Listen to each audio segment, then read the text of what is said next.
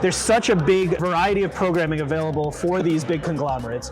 There's a big variety available for streamers. Now they have different places to put these programming. But in terms of big conglomerates that are, let's say, dealing with debt, they have the eyeballs, they have a product. Why is it that they're saddled with debt, and what's kind of the path out of it? I know that's the multi-million-dollar question, but what's your thoughts? Well, I think part of it was a miscalculation, and I think there was everybody was chasing Netflix, without realizing, and it sounds silly, but the content spend, they're looking at it and sort of thinking, okay, you build it, they will come. Right.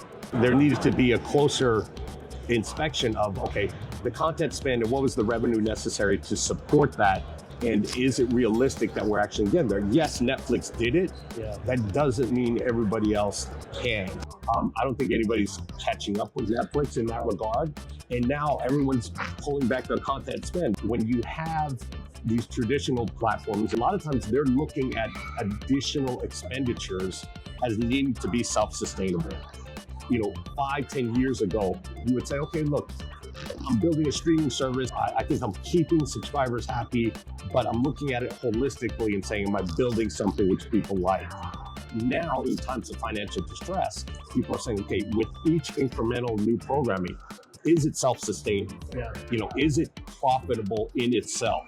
There's not a whole lot of, the numbers on itself, I might recoup half the cost with new subscribers, and maybe it helps with retention and that's no longer happening. People are saying, look, if I'm going to do a French Open deal, like for Warner, if I'm going to do Mountain West, is this going to be self-sustaining?